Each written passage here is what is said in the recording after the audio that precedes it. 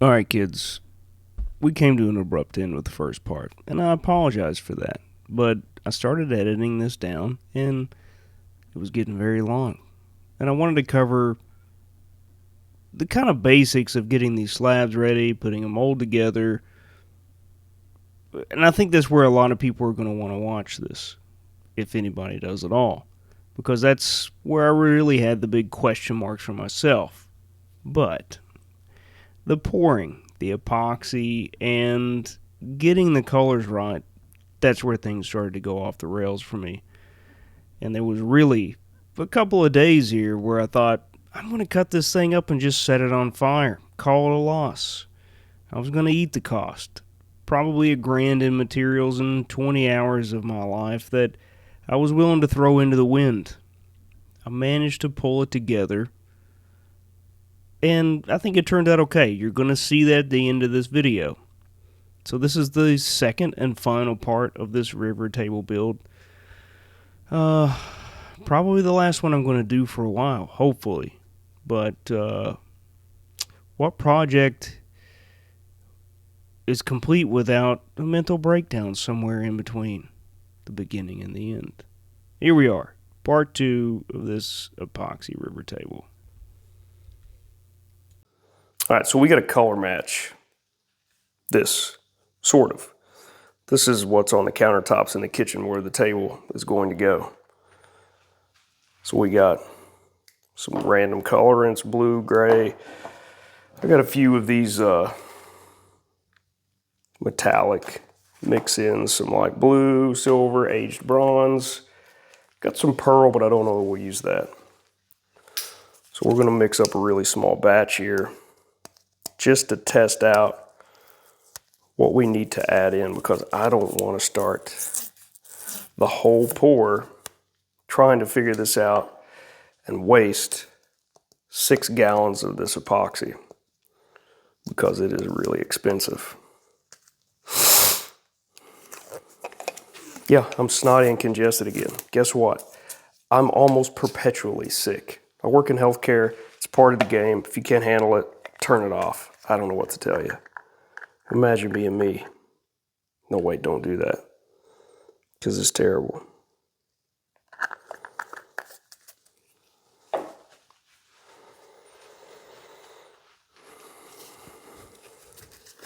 We're just eyeballing this. I don't care if this actually sets up. I just want to play around with the colors. So I think what we'll do is we'll mix up some that's just gray. So let's get a shot of blue. Just a tiny smeckerel of the blue. Probably ought to mix that up, huh? Let's just drizzle that in there real quick. Not a lot.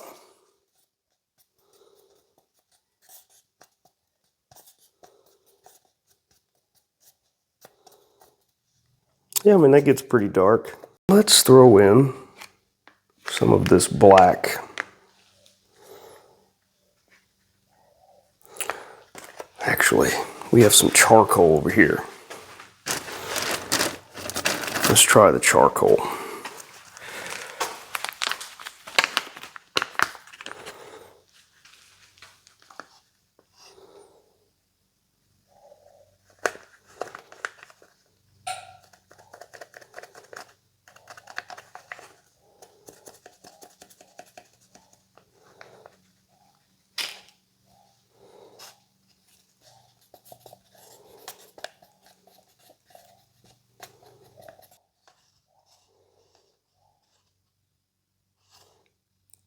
That's pretty dark. It's got some of the streaky irregularities, like we might want to see on the counter itself.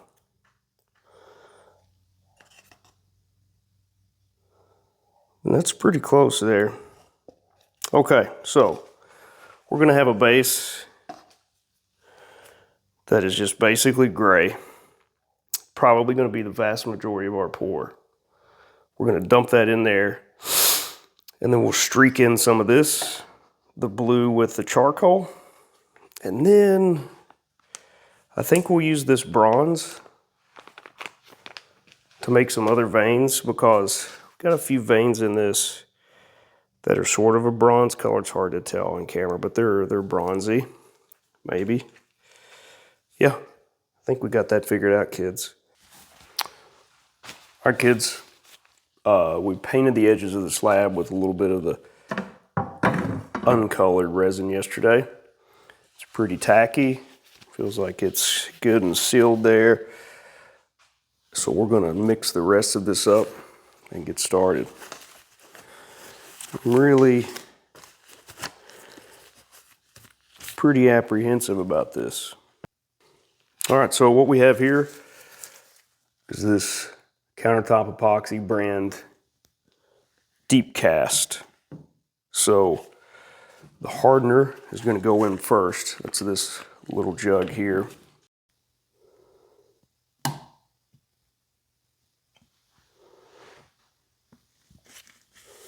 So after the hardener goes in, we'll pour in the resin.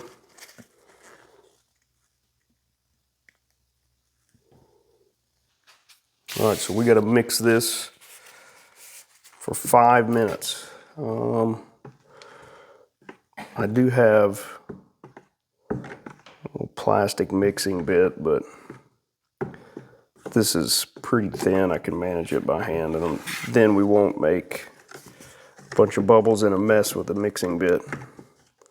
So we mix it for 5 minutes in here, pour it into a separate clean container, use a clean stir stick, and do it for another 4 minutes.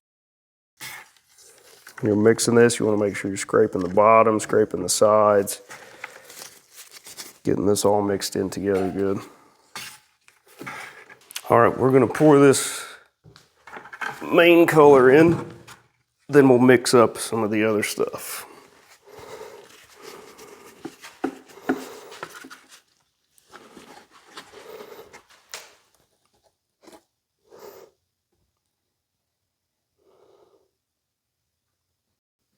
It's not made it to the floor yet.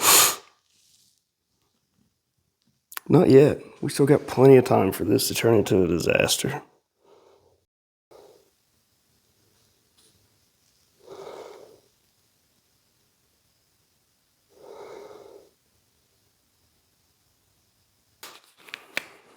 Okay, so we got the gray mixed up. Let's throw in a little bit of this blue and the charcoal. Can you guys see that? Got that metallic charcoal in there. Just going to pour this in at random.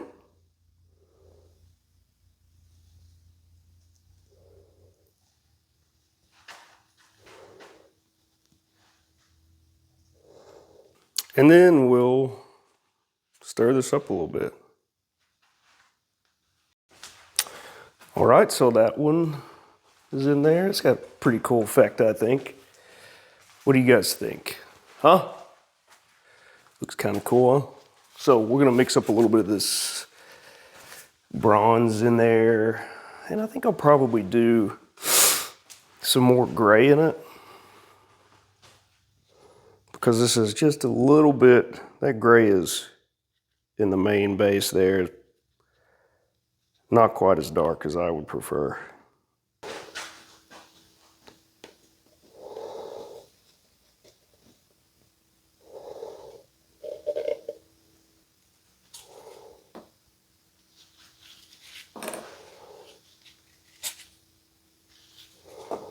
I'm going to spritz this just a little bit with some rubbing alcohol to kill those bubbles.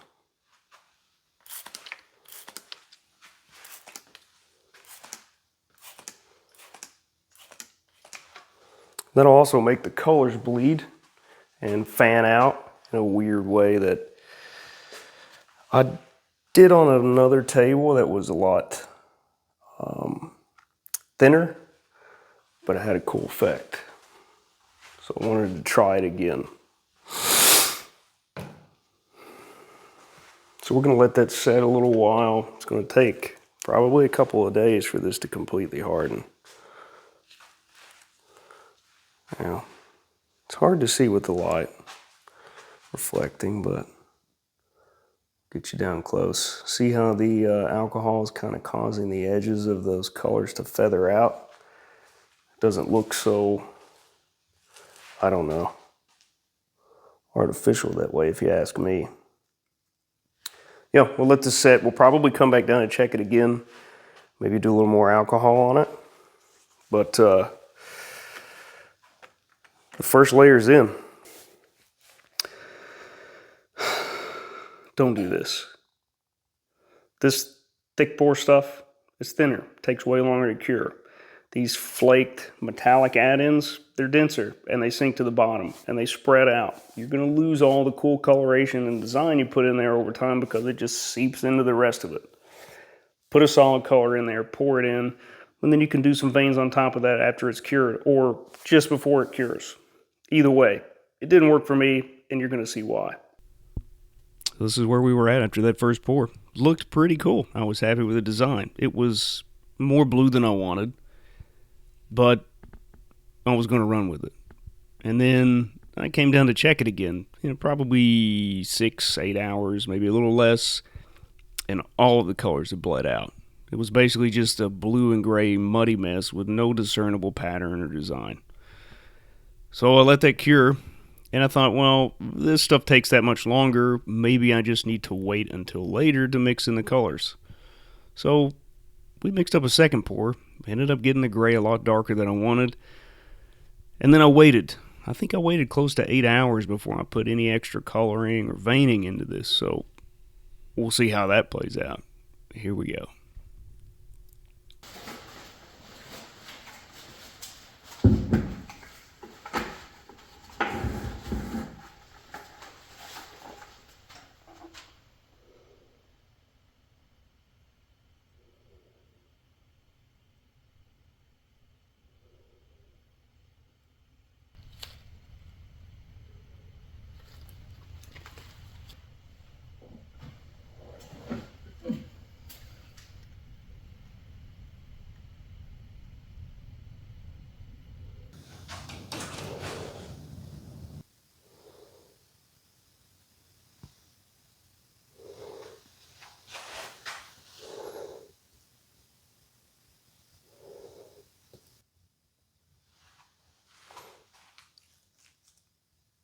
I don't know, kids. I'm not happy with it, but I guess I don't have to be.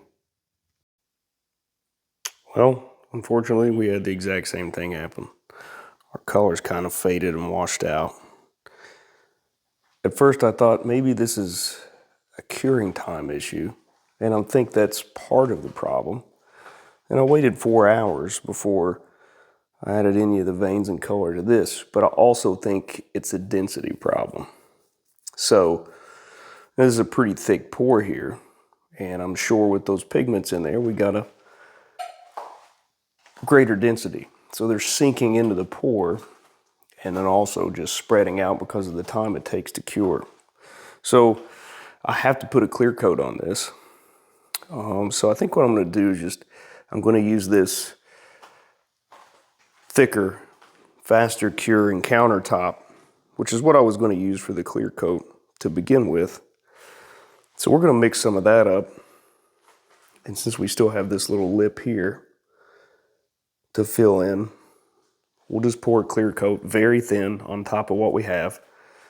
Try and put some veins in that. And maybe, just maybe, those colors will stay. The good news is, it's not terribly far off from our countertop. We'll see. I'm going to mix those up and then we'll pour them on and see what happens.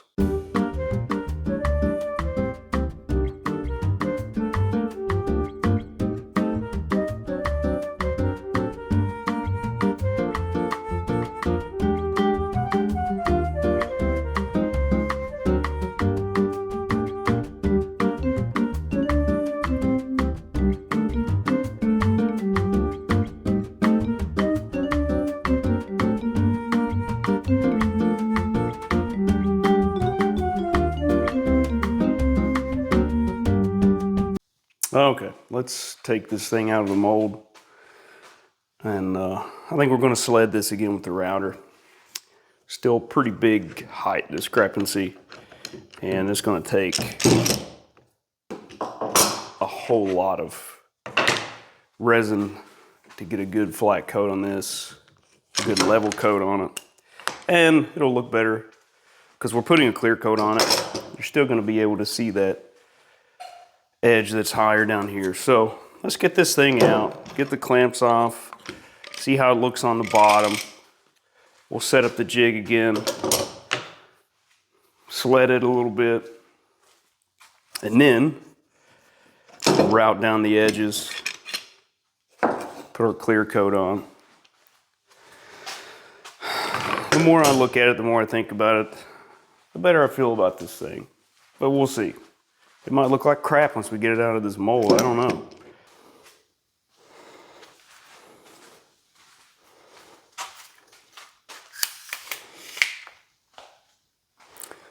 So you can see down here, there's still 1/8 of an inch left to fill in. But down here,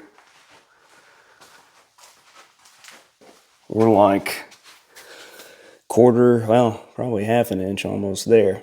So we'll put the sides back on this, but oriented slightly different.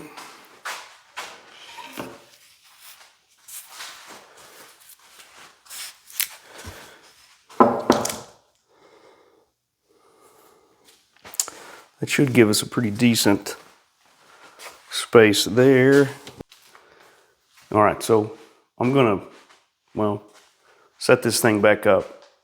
We'll bring you back when we start sledding it.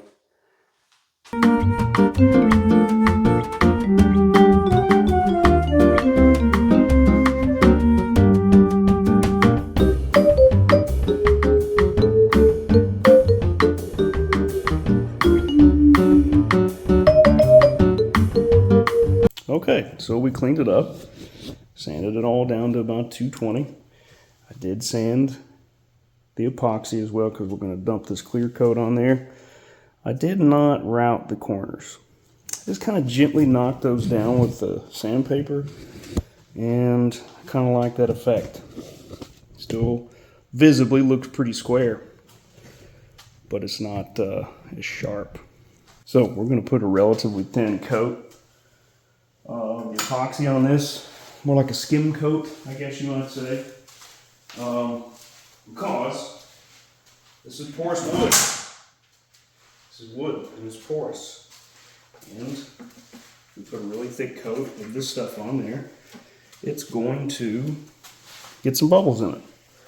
So we're going to put it on pretty thin because this countertop version is significantly faster curing, and we want to have time to get the bubbles out. So the surface tension of this stuff, you can bring it right up to the edge, and it just doesn't want to flow off, which is fine right now. But once you push it off, again, because of the surface tension, it'll flow pretty good over the edges. So let's just get everything coated well first, and then we'll think about breaking the edges. Okay, now we've got, it looks like the majority of it covered here, so we're gonna break these edges here.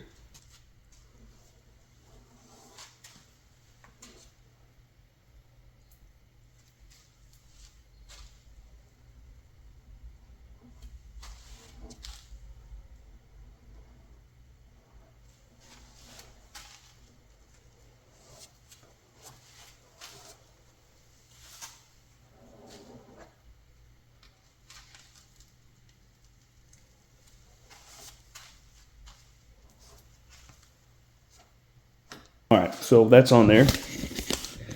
Now this is going to take probably 24 hours total for this to be completely hard. Usually within 12 hours, it's pretty hard. But you'll see these drips here. Now, with this specific one, this countertop version, it cures quicker, it's thicker. A couple hours in, maybe a little more, I'm gonna come back in, run a scraper under those edges to knock those down before it gets totally solid. It's pretty easy to scrape them down, and they usually won't drip much more. So we're gonna flame this a little bit. Pop the bubbles. We won't need much. We're gonna be very careful on this kind of thinner skim coat. I don't know, maybe you would call this a flood coat, but it's still pretty thin, in my opinion.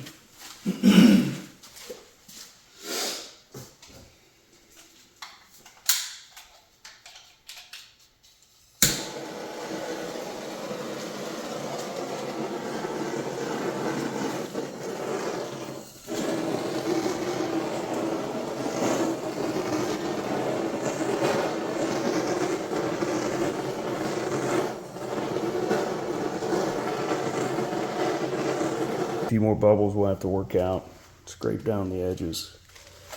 But some of these little accents that I poured into the knots turned out pretty good. Thought they were going to be a little faint. But with the clear coat on, it really accentuates those. Anyway, we gotta let this dry. It's very unlikely to be the first and only coat of this. That coat went down pretty well. It's 2 days later. I got a day job. I can't be out here every day. So we'll have to scuff this up with some 220 grit to pour another coat, which hopefully will be our last one. We'll see. Most of the gaps and holes on this filled in pretty well. So hopefully, like another half-gallon pour will level that out pretty good. So you get the idea.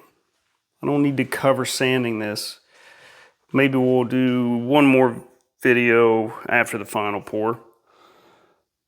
But this turned out way better than I expected. Although it isn't exactly what I planned.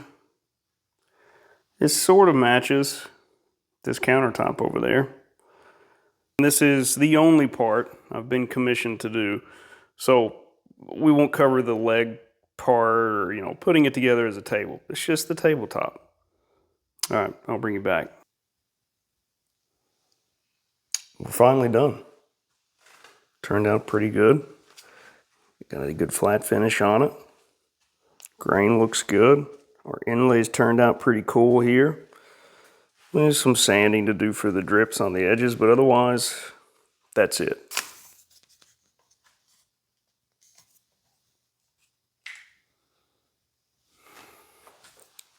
That's it for our part of the river table, kids. Any idiot can do this if I can do it. The problem is budget. It's a lot of money. This stuff is not cheap. It's like, depending on the brand, close to $250 for 2 gallons of this, and there's probably like 8 gallons of epoxy total in this. So, if you got the budget, you got the time, you got the patience, you could do this, and maybe you can watch some of the stupid crap I did and avoid your own problems. Go a little smoother for you. Anyway, we got some other stuff that we're gonna work on. I got some printing stuff I wanna do. It's springtime now, a bunch of outdoor projects. We'll get to the lathes and the machine stuff too. I wanna get to that, but I just got a lot of stuff going on. And I've been slow about posting videos because I got a day job, kids. Anyway, we got some more stuff coming up.